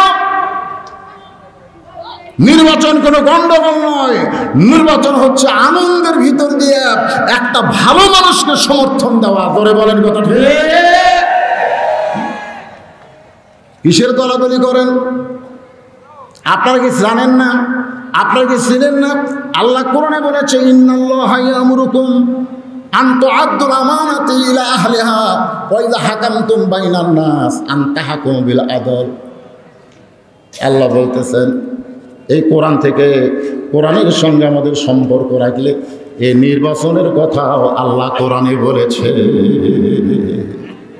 এখন আপনারা স্লোগান দেবেন, আমার ভোট আমি দিব, যাকে খুশি তাকে দিব। না না, তা না। আমার ভোট আমি দিব, যাকে খুশি তাকে দেওয়া যাবে না। আমার ভোট আমি দিব, দেখে শুনে ভালো মানুষকে দিব। জোরে কোন কথা ঠিক? দেখে শোনার দরকার আছে। জোরে কোন আছে না নাই? হয়তো বলবেন, হুজুর সামনে 28 তারিখ নির্বাচন, এটাই কি ওয়াজ? তা না, ওয়াজ হলো আমরা মরার আগে কি হবার চাই? ভালো হবার চাই। হাত তোলেননি সবাই মরার আগে? তো হাক্কা তুকাতিহি, আল্লাহ বলতেছেন ভয় করার মতন ভয় করো। এই ভয় করার মতন ভয় কেমনে হবে? এটা মানুষের তৈরি করে আইন দেওয়া হয় না। ভয় করার মতন ভয় করতে গেলে আল্লাহর কোরআনের সমাজ লাগবে। ধরে বলেন কথা ঠিক কি না? আল্লাহর কোরআনের সমাজের একটা কথা বলবো। অর্ধ পৃথিবীর খলিফা হযরত ওমর ছদ্মবেশী ইয়ামিন দেশে গেছে। দেশটার নাম হলো ইয়ামিন। উমর ফারুক ছদ্মবেশী ইয়ামিন দেশে গিয়া দেখে জনগণ অনেকগুলো মানুষ বসে আছে। ওই জায়গায় গিয়া হযরত ওমর ছদ্মবেশে বলতে যে ভাইজান, তোমাদের গভর্নর কেমন? তোমাদের ইয়ামিন দেশের গভর্নরের চরিত্র কেমন? গভর্নর মানুষটা কেমন? অর্ধ পৃথিবীর খলিফা হযরত ওমর লোকজনকে বলতেছে, জনগণ বলতেছে, এমন একটা খারাপ মানুষ আল্লাহ আমাদের ভাগ্যে দিছে যে মানুষটার বিরুদ্ধে আমাদের 4টা অভিযোগ আছে। ওই গভর্নরের নাম হলো সাঈদ ইবনে আমের। সুবহানাল্লাহ। সাঈদ ইবনে আমের রাদিয়াল্লাহু তাআলা আনহু একজন নবীর জলিল কদর সাহাবী। সেই গভর্নরের বিরুদ্ধে বলতেছে, এই 10-15 জন লোক আল্লাহ আমাদের ভাগ্যে এমন একটা গভর্নর দিয়েছে যে গভর্নরের বিরুদ্ধে আমাদের 4টা অভিযোগ আছে। যদি কোনোদিন সময় পায় তাহলে খলিফা হযরত ওমরের কাছে আমাদের চেয়ারম্যানের, আমাদের গভর্নরের বিরুদ্ধে আমরা 4টা অভিযোগ করব। এই কথাগুলো তার সামনে বলতেছে, হযরত ওমরের সামনে বলতেছে। ওমর ফারুক চলে গেলেন। এই লোকজনের কথা শুনে ওমর ফারুক কিছুই বললেন না। কিছুদিন পরে হযরত ওমর ঘোষণা করলেন, আমি ইয়ামিন দেশে যাব। অর্ধ পৃথিবীর খলিফা হযরত ওমর ইয়ামিন দেশে আইছে। হাজার হাজার মানুষ, আপনারা যেখানে বসে আছেন এর চাইতে 10 গুণ 20 গুণ মানুষ ওমর ফারুককে এক নজর দেখার জন্য আইছে। ধরে কোন সুবহানাল্লাহ। ওমর ফারুক এরকম টেস্ট করেছে, তেজের উপরে বসে বলতেছে, আমি তোমাদেরকে দেখতে আসি নাই, বরং তোমাদের গভর্নরকে আমি একটু দেখতে চাই। তোমাদের গভর্নর কোন জায়গায়? হাজার হাজার মানুষের মাঝখান থেকে সাঈদ ইবনে আমের দাঁড়িয়ে বলতেছে, ইয়া আমিরাল মুমিনিন, এই দেখেন আমি জনগণের মাঝখানে দাঁড়িয়ে আছি। ওমর ফারুকের চোখে পানি আসলো যে একটা প্রদেশের গভর্নর জনগণের মাঝখানে দাঁড়িয়ে আছে। সুবহানাল্লাহ। এটা ভোটের আগে না পরে? এ কথা কন না কেন? ভোটের আগে না পরে? আগে। গভর্নর থাকা অবস্থায় জনগণের মাঝখান থেকে বলতেছে, ইয়া আমিরাল মুমিনিন, এই দেখেন আমি জনগণের মাঝখানে দাঁড়িয়ে আছি। ওমর ফারুক চমকে গেলেন, যে মানুষটা জনগণের মাঝখানে দাঁড়াতে পারে সেই মানুষের বিরুদ্ধে ওর অভিযোগ, এরা কেমন কথা? ওমর ফারুক সাঈদ ইবনে আমেরকে মঞ্চে আহ্বান করলেন। মঞ্চে যখন আসলেন ওমর ফারুক, চেয়ার একটা, জোরে বলেন কয়টা? একটা চেয়ার। কিন্তু ওমর ফারুক যখন সাঈদ ইবনে আমেরকে ডাকলেন, জনগণ বললেন, ইয়া আমিরাল মুমিনিন, আপনি যাকে মঞ্চে ডাকতেছেন তার বিরুদ্ধে আমাদের কয়টা অভিযোগ? জোরে বলেন কয়টা অভিযোগ? ওমর ফারুক ছদ্মবেশেও শুনেছেন 4টা। আজকে হাজার হাজার জনগণ বলতেছে আমাদের গভর্নর, মনে করেন আমাদের চেয়ারম্যান আমি বলি তাহলে বুঝতে ভালো হবে, আমাদের চেয়ারম্যানের বিরুদ্ধে অভিযোগ কয়টা? ওমর ফারুক বললেন, সাঈদ ইবনে আমের, জনগণ বলতেছে তোমার বিরুদ্ধে 4টা অভিযোগ আছে। সাঈদ ইবনে আমের বলে, আমি তো জানি না কি অভিযোগ তাদের, তারা কি বিষয় অভিযোগ করবে আমি তো জানি না। ওমর ফারুক বললেন, তাহলে তোমাদের অভিযোগের কথা বলো। হাজার হাজার মানুষের ভিতর থেকে একজন বলতেছে, 1 নম্বর অভিযোগ হলো প্রতিদিন কার্যালয়ে আমাদের চেয়ারম্যান দেরি করে আসে। আসা লাগবে 10টায় কিন্তু আসে 12টায়, কোনোদিন 11টায়। সময় মতো চেয়ারম্যান আসে না, সময় মতো কার্যালয়ে বসে না। এটা হলো আমাদের 1 নম্বর অভিযোগ। এটা কয় নম্বর? 2 নম্বর অভিযোগ হলো হঠাৎ একদিন আসেই না। প্রতিদিন তো দেরি করে আসে, হঠাৎ একদিন আসেই না। ওমর ফারুক বললেন, 3 নম্বর অভিযোগ কি? বলে 3 নম্বর অভিযোগ হলো মাঝে মধ্যে কার্যালয়ে কাজ করতে করতে আমাদের চেয়ারম্যান, আমাদের গভর্নর বেহুশ হয়ে পড়া যায়। ওমর ফারুক বললেন, 4 নম্বর অভিযোগ কি? জনগণ বলতে 4 নম্বর অভিযোগ হলো রাতের বেলা আমরা কোনো বিপদ আপদ মুসিবত নিয়ে যদি আমাদের গভর্নর চেয়ারম্যানের কাছে যায়, আমাদের চেয়ারম্যান কোনো দিন বাড়ির দরজা খোলে না। তাহলে সর্বসাকুল অভিযোগ কয়টা? জোরে কর। ওমর ফারুক বললেন, রে ইয়ামিনের জনগণেরা, শুধু তোমাদের কথা বিশ্বাস আমি করব না, তোমাদের গভর্নরকে আমার জিজ্ঞাসা করা দরকার, কারণ সে অভিযোগগুলো স্বীকার করে কিনা স্বীকার করার দরকার আছে না নাই? ওমর ফারুক বললেন, রে সাঈদ ইবনে আমের, তোমার বিরুদ্ধে যে 4টা অভিযোগ করলো, এখন তুমি বলো অভিযোগগুলো সত্য না মিথ্যা। যদি তুমি বলো মিথ্যা, আমি তুমি গভর্নর হওয়ার কারণে তোমাকে মার্সি করব, কারণ আমি হলাম খলিফা, তুমি একটা প্রদেশের গভর্নর। তুমি বলো সত্য না মিথ্যা। সাইদ ইবনে আমির আত্মা করল হাক্কা তুকাতিহি, সুবহানাল্লাহ। আল্লাহর ভয়ে যথাযথ ভয় অন্তরে ধারণ করে বলে, আমিরুল মুমিনিন, আপনি যদি বিচারক হতেন, শুধু আপনি যদি বিচারক হতেন, তাহলে আমি বলতাম জনগণের অভিযোগ মিথ্যা, কিন্তু বিচারক তো আপনি না, বিচারক হলেন আমার আল্লাহ। লিল্লাহি তাকবীর। আপনারা বলেন তো বিচারক কে? আজকে বাংলাদেশের বিচারকের চেয়ারে যারা বসে আছে, তারা যদি একটাবার বিশ্বাস করত বিচারক আমরা না, বিচারক হলো আমাদের আল্লাহ, তাহলে আমরা সুন্দর সুন্দর বিচার পাবো। ধরে কোন কথা ঠিক কি না? আসলে বিচারক কে উমর নাকি? বিচারক কে? আলাইসাল্লাহু বিআহকামিল হাকিমিন, সূরা 3। আপনারা পড়েন না? আসল বিচারক কে? যতই বিচার করো, বিচারপতির কাছে আমাদের ধরা পড়তেই হবে। ধরে কোন কথা ঠিক কিনা ভাই? সূরা ফাতিহার মধ্যে বারবার বলি মালিক ইয়াউমিদ্দিন, সেই দিনের বিচারক আপনি। একটু মনোযোগ দেন। ওমর ফারুক বলল, রে সাইদ ইবনে আমির, তুমি কি বলতে চাও? বলে, আল্লাহ বিচারক বিশ্বাস করে, আমি বলতেছি জনগণ যে আমার বিরুদ্ধে 4টা অভিযোগ করেছে, প্রত্যেকটা অভিযোগ সত্য।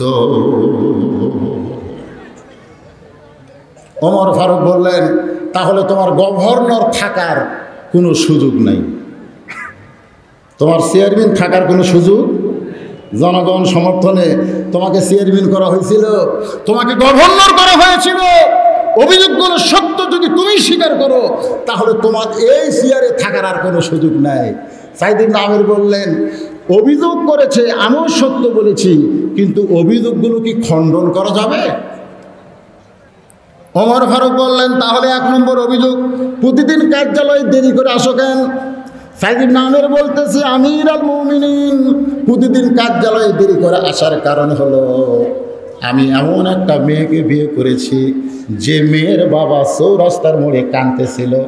মেয়ের বাবার কান্না দেখে আমি গিয়ে বললাম যুবক বয়সে, ও মুরব্বী আপনি কাঁদেন কেন? বলে, আল্লাহ আমাকে একটা কন্যা সন্তান দিয়েছে। আমি মুরব্বীর হাত ধরে বললাম, আপনি কি নবীর হাদিস শোনেন নাই যে একটা কন্যা সন্তানের বাবা সে একটা জান্নাতের মালিক? জোরে গান সুবহানাল্লাহ। তাহলে আপনি কন্যার বাবা হয়ে কাঁদেন কেন? মুরব্বী বলতেছে, আল্লাহ আমাকে যে কন্যা দিয়েছে, সে কন্যা এখন যুবতী হয়ে গেছে, এখন যুবতী কন্যাকে বিয়ে দেওয়া লাগবে, কিন্তু বিয়ে কে করবে? সাইদ ইবনে আমির বলে, কেন বিয়ে করবে না? আপনার মেয়ের সমস্যা কি? বলে, 1 নম্বর সমস্যা হলো আমার মেয়ের 2টা হাত লুলা, প্যারালাইসিস হলে যেরকম হয় 2টা হাত লুলা। 2 নম্বর সমস্যা হলো আমার মেয়ের 2টা পা লুলা, মানে হাতও লুলা পাও লুলা। আমার মেয়ে হাত লুলা পাও লুলা, এরকম লুলা পঙ্গু মেয়েকে কে বিয়ে করবে? এজন্য চৌরাস্তার মোড়ে কাঁদতেছে। আমার কান্না দেখে যদি কারো দয়া হয়, সাইদ ইবনে আমির বলে, আমিরুল মুমিনিন, ওই মুরব্বীর চোখের পানি মুছে দিয়া তার পঙ্গু লুলা মেয়েটাকে আমি বিয়ে করেছি, কিন্তু সে পঙ্গু লুলা হতে পারে, কিন্তু পেট ভালো আছে। সুবহানাল্লাহ। কোন আজকে 5 বছরে আল্লাহ আমার ঘরে 3টা সন্তান দিয়েছে। আর সুবহানাল্লাহ করেন না, মানে হাত পাও পঙ্গু হলে কি হবে? পেটও কি পঙ্গু?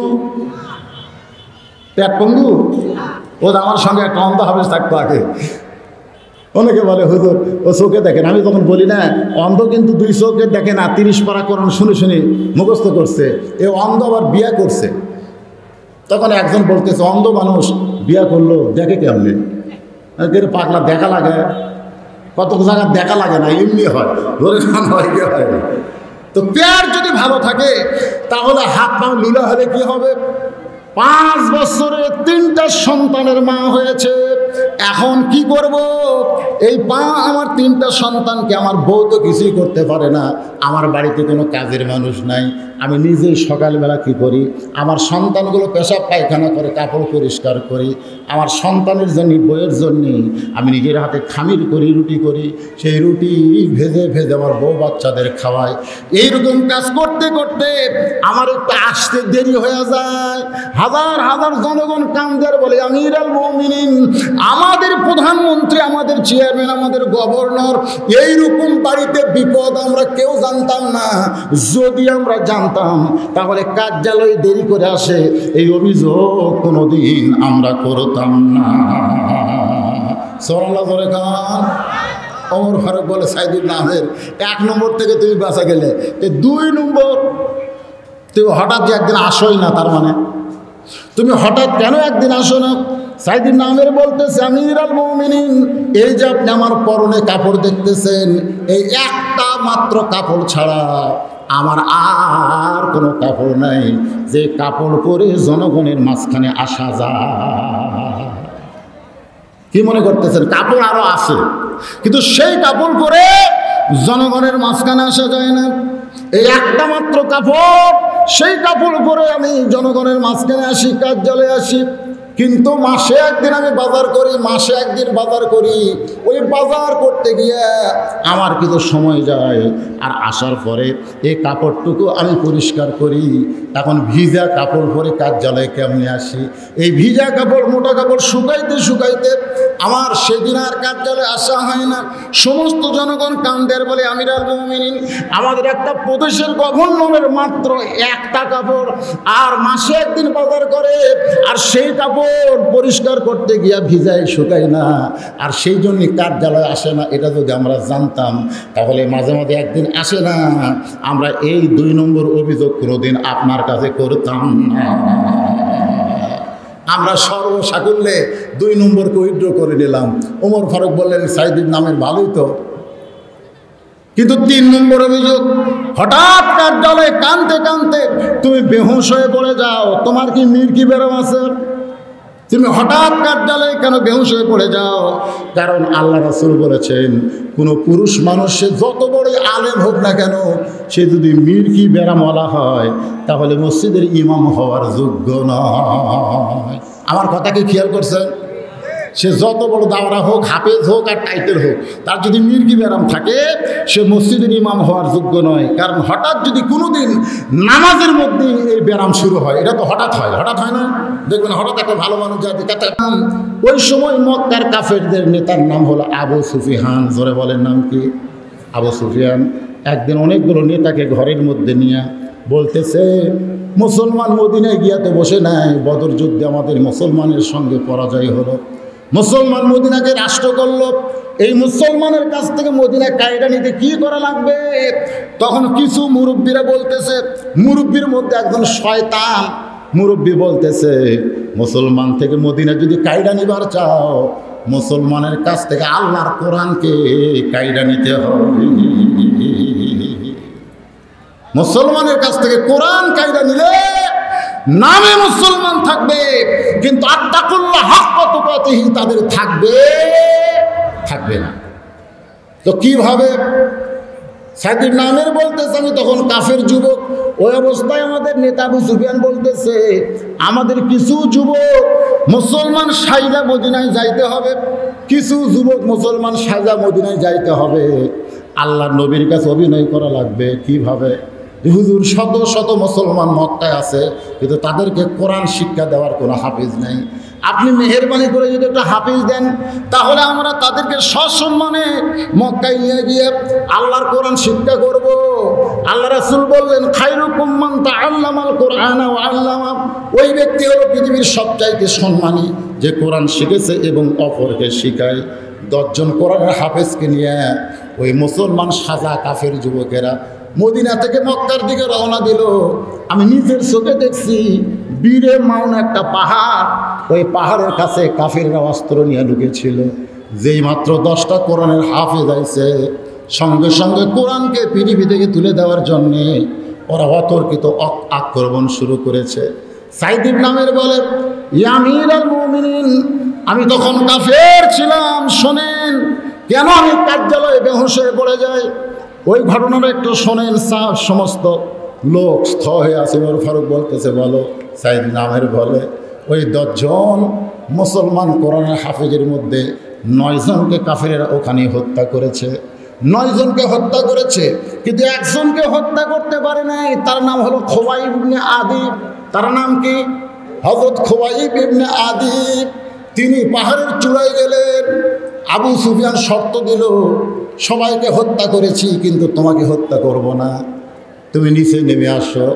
কোরআনের হাফেজ বিশ্বাস করে নিচে যখন নেমে আইছে, সাইদ ইবনে আমের বলে, আমাদের নেতা আবু সুফিয়ান মক্কার একটা ময়দানে বিশাল একটা টেজ বানায়া সেই টেজের উপরে কোরআনের হাফেজকে উপস্থাপন করে আমাদেরকে লক্ষ্য করে বলতেছে, রে মক্কার লোকেরা, 10 জনের মধ্যে 9 জনকে হত্যা করা হয়েছে, আর একজনকে তোমাদের সামনে নিয়ে আসা হয়েছে। আমরা তোমাদের সামনে এই কোরআনের হাফেজকে নিয়ে একটু খেলা খেলতে চাই। সাইদ ইবনে আমের বলে, আমি তখন কাফির ছিলাম, ওই কাফির অবস্থায় খেলা দেখার জন্য দাঁড়িয়ে আছি। আবু সুফিয়ান বলতেছে, রে কোরআনের হাফেজ, তোমার সঙ্গী 9 জনকে হত্যা করা হয়েছে, এখন তোমাকে হত্যা করা হবে। তবে আমি যখন শর্ত দিয়ে তোমাকে পাহাড়ের চূড়া থেকে নিচে নামিয়ে আনছি, আমি বলতেছি তোমাকে হত্যা করা হবে না, তুমি খালি একটা বারের জন্য বলো, মুহাম্মাদের ধর্ম নিফাত যাক, ইসলাম নিফাত যাক। খালি একটা বারের জন্য যদি বলো মুহাম্মাদের ধর্ম ইসলাম নিফাত যাক, তাহলে আমরা তোমাকে ছেড়ে দিব। সাইদ ইবনে আমের বলতেছে, ইয়া আমিরাল মুমিনিন, আমি কাফের অবস্থায় মনে করলাম বাঁচার জন্য হয়তো বলবে, কিন্তু কোরআনের হাফেজ চিল্লায় বলতেছে, রে কাফের বেঈমানেরা, মুহাম্মাদের ধর্ম নিফাত যাক, মুহাম্মদ নিফাত যাক, এই কথা তো দূরের কথা, কেউ যদি আমাকে বলে আল্লাহ নবীর পায়ে একটা কাঁটা বিদ্ধ হয়েছে, আমি সহ্য করতে পারবো না। সাইদ ইবনে আমের বলে, আমিরাল মুমিনিন, আমি আশ্চর্য হয়ে গেলাম। হাজার হাজার কাফেরের সামনে একজন কোরআনের হাফেজ কেমনে বলতেছে যে আল্লাহ নবীর পায়ে কাঁটা ফুটলে আমি সহ্য করতে পারবো না, কারণ এই কোরআনের সঙ্গে যার সম্পর্ক বেড়ে যাবে, আল্লাহ নবীর সাথে তার সম্পর্ক গাঢ় হবে। জোরে কোন সুবহানাল্লাহ। একবার সাহাবের এসে মা আয়েশাকে বলল, না মা, আল্লাহ নবীর সম্পর্কে একটু আমাদের বলেন তো। মা আয়েশা বললেন, এই নবীর সম্পর্কে আমার কাছে শুনতে চাইছো কেন? তোমরা কি আল্লাহর কোরআন পড়ো না? বলে, হ্যাঁ পড়ি। তো কোরআন যদি পড়ে থাকো, তাহলে নবীর সম্পর্কে কেন শুনতে চাইছো? আজকে শুনে নাও, আল্লাহর কোরআনও যেমন, আল্লাহর নবীও তেমন। সুবহানাল্লাহ। আপনারা কি বিরক্ত হচ্ছেন? হ্যাঁ হু না, আমার ওয়াজ আপনারা বুঝতে পারতেছেন না, বুঝতে পারতেছেন তো? একটা হ্যাঁ হু কোন বাজা কথা কর না কেন? আরে যে মাঝে মাঝে ছেলে করে কি ব্যারাম চলে, পাবজি গেম খেলে নাকি রে? না না, এই ছোট ছোট বাচ্চা, এই ছেলেরা, এরা কোরআনের মাহফিলে আসার উপযুক্ত হয়নি। তো খোঁজ নিয়ে দেখেন, ওরা পেশাব করে পানি লাইনি, ডিস্টার্ব করে। কেন? একটা মুরব্বী মাহফিল থেকে ওঠে না, আর যুবকেরা মাঝে মাঝে ওঠে। আল্লাহ রাসূল বলেছেন, পৃথিবীর সবচাইতে উত্তম জায়গা হলো আল্লাহর ঘর, আর সবচাইতে খারাপ জায়গা হলো হাট বাজার। ধরে কোন কথা ঠিক কিনা? তা হাট বাজারের মধ্যে মাহফিল হলে এরকমই হবে। মাদ্রাসা থাকলো কোথায়, আর মাহফিল দিছে কোথায়?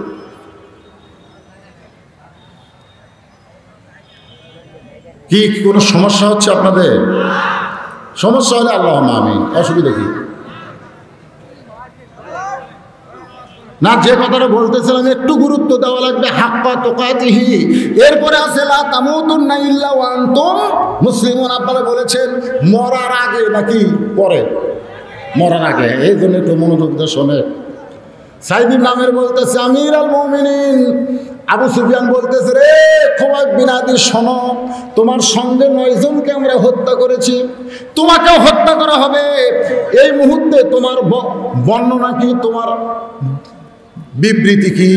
সাইদ ইবনে আমের বলে, আমি কাফেরের যুবক হয়ে শুনলাম কোরআন হাফেজ বলতেছে ওয়ালা তাকুলু লিমান ইউকতালু ফি সাবিলিল্লাহি আমওয়াতুন বাল আহইয়াউ ওয়ালাকিন লা তাশউরুন।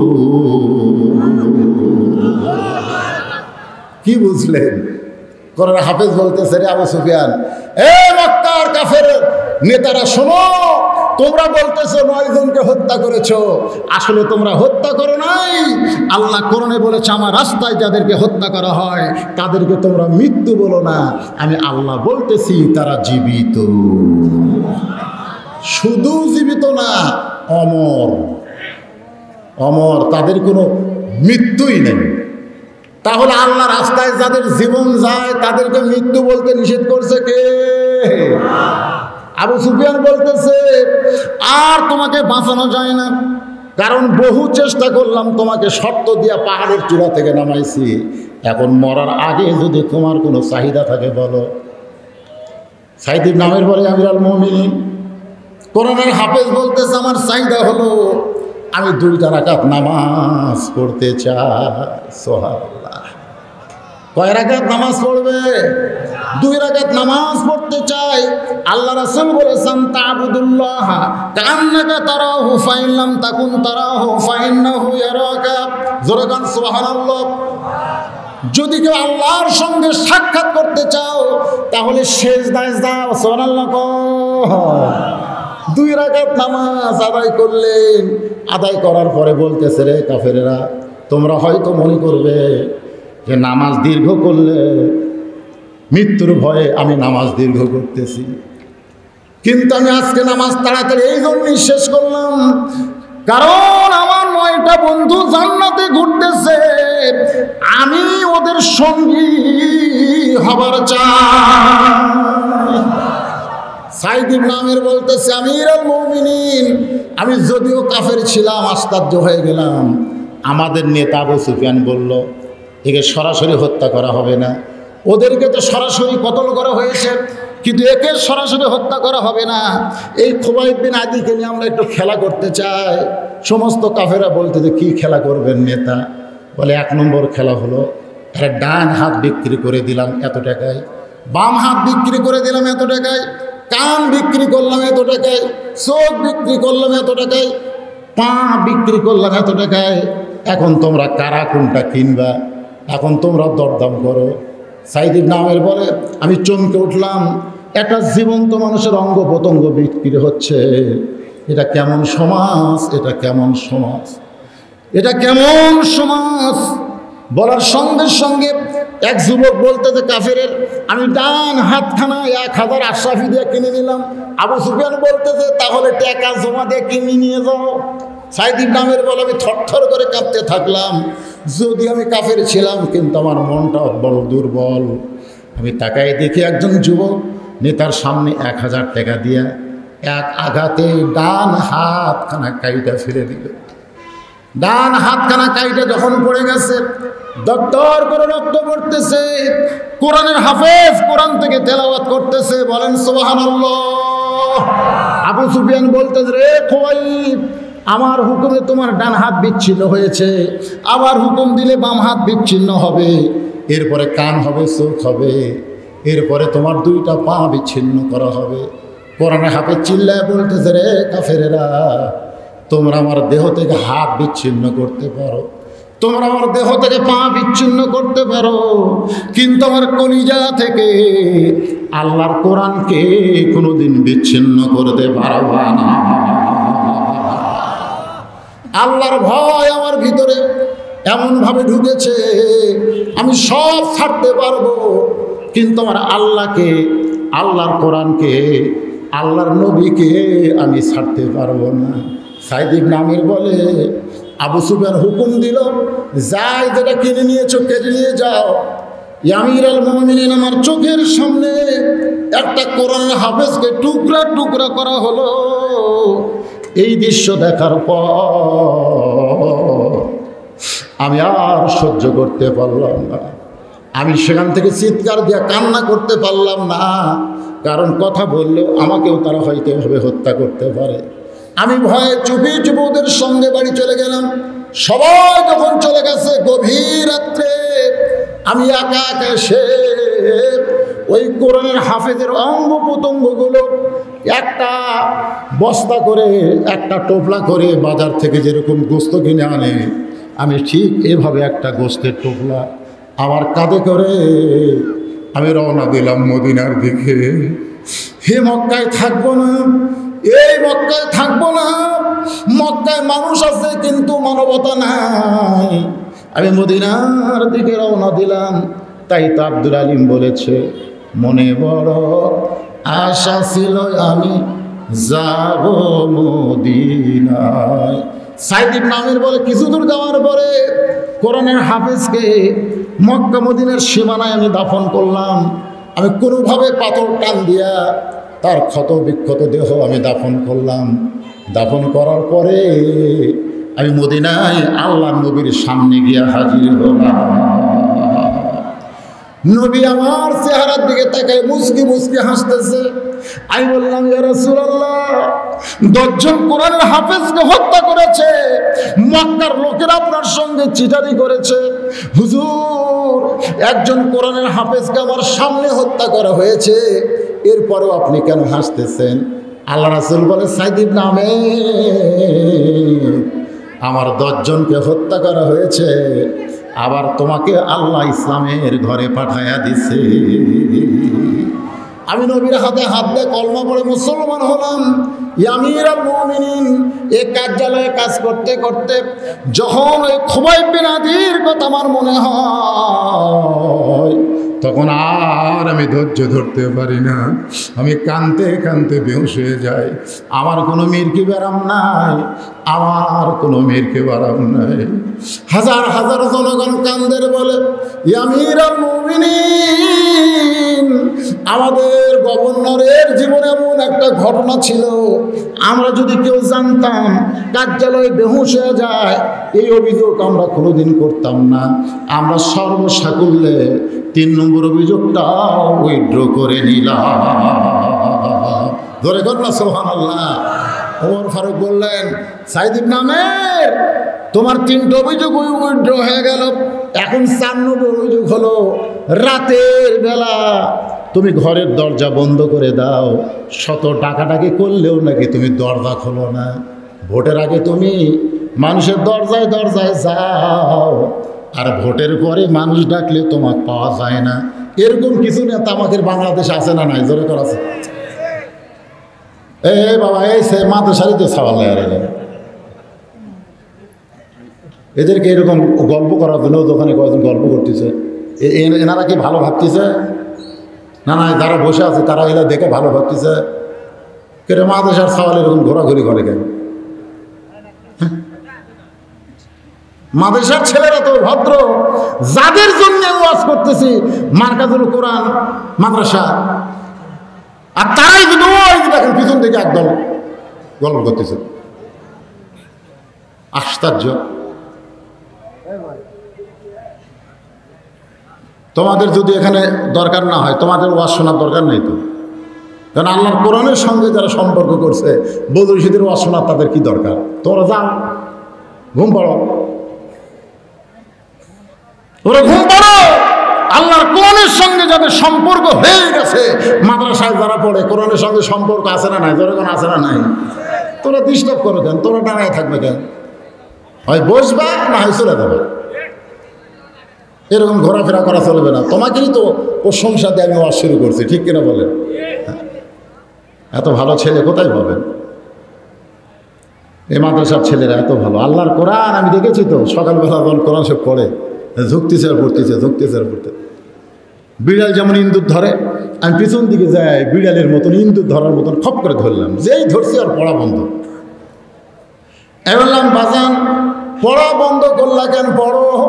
বলে, হুজুর আপনি ছেড়ে দেন, আপনি যতক্ষণ ধরে থাকবেন ততক্ষণ আমরা পড়তে পারবো। সঙ্গে সঙ্গে আল্লাহর কোরআন আমার সামনে এসে বলতেছে, ইন্নামাল মুমিনুনা আল্লাযীনা ইযা যুকিরাল্লাহু ওয়াজিলাত কুলুবুহুম ওয়া ইযা তুলিয়াত আলাইহিম আয়াতুহু যাদাতুহুম ঈমানাও ওয়া আলা রাব্বিহিম ইয়াতাওয়াক্কালুন।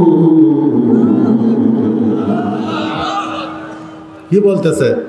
ইজা যুকিরাল্লাহু ওয়াজিলাত কুলুবুহুম, এদের অন্তরের মধ্যে এমন কম্পন সৃষ্টি হয়েছে যে অন্তরের কম্পনে ওদের দেহের মধ্যে কম্পন উঠে গেছে। জোরে করে সুবহানাল্লাহ।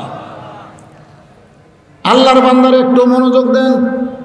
ওমর ফারুক বললেন, রে সাইদ ইবনে আমের, তোমার বিরুদ্ধে 4 নম্বর অভিযোগ হলো রাত্রেবেলা দরজা বন্ধ করে তুমি ঘুমায় যাও, 17 ডাকাডাকি করলেও তুমি দরজা খোলো না। অথচ আমি ওমর কোনোদিন রাত্রে ঘুমাই না। সুবহানাল্লাহ কবেন না? হযরত ওমর কি রাত্রে ঘুমাইছে? তার জীবনে পড়ে দেখেন, জীবনে পড়লে আশ্চর্য হয়ে যাবেন, তিনি রাত্রে ঘুমায়নি। একদিন ঘুরতে ঘুরতে দেখে যে তাঁবুর বাইরে একটা পুরুষ মানুষ খালি দৌড়াদৌড়ি করতেছে, একবার ডানে যায় একবার বামে যায়, একবার ডানে যায় একবার বামে যায়। ওর ভক্ত দৌড়ে গিয়ে সালাম দিল, আসসালামু আলাইকুম ভাই, খবর কি? লোকটা বলতেছে, এই মিয়া সালাম দাও। সালাম মানে বুঝো?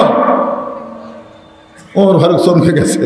অর্ধ পৃথিবীর খলিফা একটা মানুষকে সালাম দিছে, লোকটা বলতেছে, এই মিয়া খালি সালাম দাও, সালামের অর্থ বোঝো? ওমর ফারুক বললেন, সালামের অর্থ হলো আপনি অস্থির হয়ে ঘোরাফেরা করতেছেন, সালাম দিয়ে আল্লাহ যেন আপনার উপর রহমত নাজিল করে, বা আল্লাহ রহমত নাজিল করবে। এই তাবুর মধ্যে আমার বউকে নিয়ে অমুক জায়গার শ্বশুর বাড়ি যাচ্ছিলাম, কিন্তু মেয়ে মানুষ পর্দার মধ্যে রাতে যাওয়া পছন্দ করেছি, কারণ ওমর ফারুক যখন কোরআন দিয়ে রাষ্ট্র চলায় তখন দিনেও যা রাতেও তাই। যেরকম সুবহানাল্লাহ। আমার গর্ভবতী বউকে নিয়ে আমি যাচ্ছি শ্বশুর বাড়ি, কিন্তু এই মাঝখানে প্রসব বেদনা শুরু হয়ে গেছে। বউটা আমার তাবুর মধ্যে কাঁদতেছে, কে কে করতেছে, কিন্তু আমি স্বামী হয়ে কিছুই করতে পারি না, খালি বারে আল্লাহ আল্লাহ করতেছি। ওমর ফারুক বললেন, একটু ধৈর্য ধরো, আমার কাছে ভালো একটা ধাত্রীর খবর আছে। জোরে করে সুবহানাল্লাহ। একটু ধৈর্য ধরো, আমার কাছে ভালো একটা ধাত্রীর খবর আছে। ওমর ফারুক এক দৌড়ে বাড়িতে আসলেন, দরজায় ঠোকা মারতি, বউ দরজা খুলে দিলেন। সুবহানাল্লাহ। বউ মুচকি মুচকি হাসতেছে, কে গো প্রতিদিন তাহাজ্জুদের সময় আসেন, আজকে কি বইয়ের কথা মনে হলো নাকি?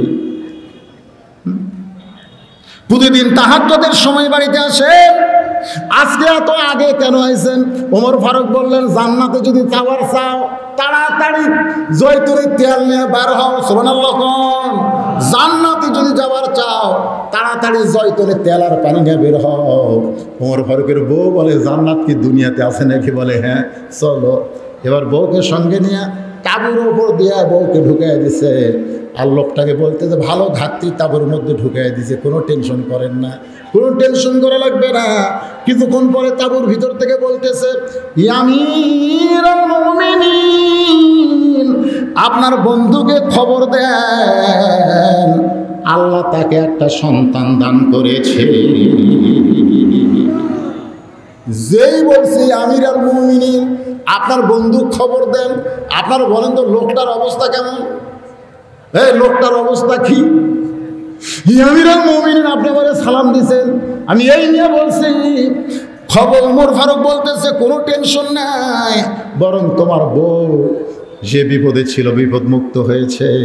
যেমন রাতের বেলা মানুষের দুঃখ কষ্ট দেখে, আর তারই অধীনে একটা প্রদেশের আমার কাছ থেকে কেড়ে নেয়, আমাকে কোরআনের ভিতরে এমনভাবে ঢুকে দেয়, এক জগ পানির মধ্যে এক মুষ্টি চিনি ঘন্টন করলে ওই পানির মধ্যে চিনি যেমন বিলীন হয়ে যায়, আমি সাইদ ইবনে আমের আল্লাহর কোরআনের ভিতরে নিজের অস্তিত্বকে হারিয়ে ফেলি। ধরে কোন সুবহানাল্লাহ।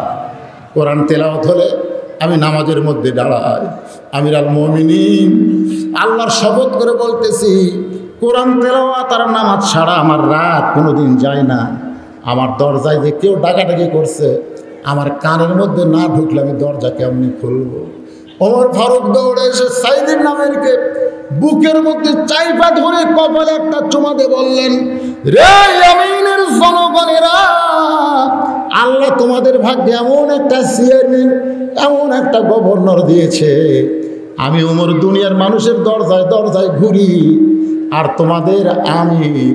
তোমাদের গভর্নর আল্লাহর আরশ পর্যন্ত ঘুরে বেড়ায়। হাক্কা তুকাতিহি, যথাযথ ভয়। এত রাত পর্যন্ত তোমার পাগলেরা আরামের বাড়ি আরামের ঘুমকে বাদ দিয়া কোরআন হাদিসের মহব্বত কলিজার মধ্যে নিয়ে জান্নাতের বাগানে বসে কোরআন হাদিসের আলোচনা শোনার শেষে গুনাহগারের সঙ্গে রহমতের দরজায় ফকির হয়ে দোকানে হাত তুলেছে। আল্লাহ মেহেরবানি করে আজকের মাহফিল আমাদের সকলের হেদায়েতের জন্য, নাজাতের জন্য, জান্নাতের জন্য কবুল করে না। আল্লাহ মার্কাজুল কোরআন আল ইসলাম মাদ্রাসা কে আল্লাহ আপনি কবুল করে নেন। অত্র এলাকার সমস্ত মানুষকে এই মাদ্রাসার হিতাকাঙ্ক্ষী হিসেবে কবুল করেন। অত্র এলাকার ছোট ছোট বাচ্চাদেরকে মাদ্রাসায় তালিম নেওয়ার তৌফিক দিয়ে দেন। এই আল্লাহ তাআলা মেহেরবানি করে যা আলোচনা করা হয়েছে, জিকির আজকার কোরআন তেলাওয়াত টুকু বিচ্যুতি মাফ করে হাদিয়া সোনার মদিনায় নৈফা কেরাও জানোয়ারকে কবুল করে নেন।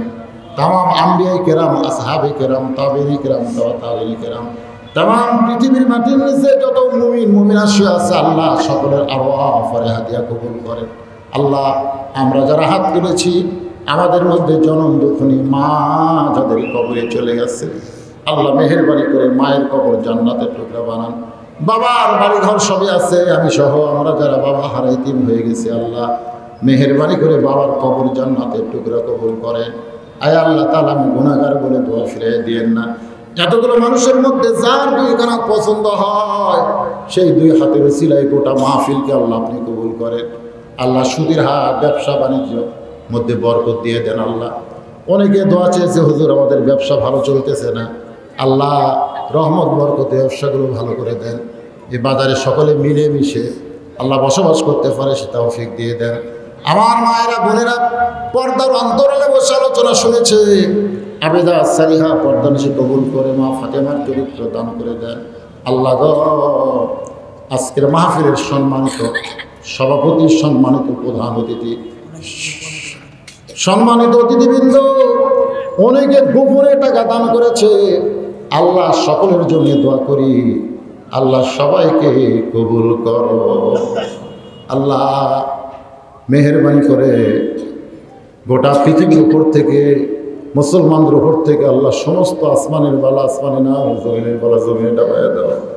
আল্লাহ আমার বাংলাদেশের প্রতি রহম করো। আল্লাহ এ দেশকে নিয়ে যারা চক্রান্ত করতেছে তাদের চক্রান্তকে নস্বাত করে দেওয়া। আল্লাহ আয় আল্লাহ তাআলা কি দোয়া করবো আমি, আল্লাহ যে যা নিয়ত করে হাত তুলেছে সকলের নেক নিয়ত নেক আশাকে কবুল করো।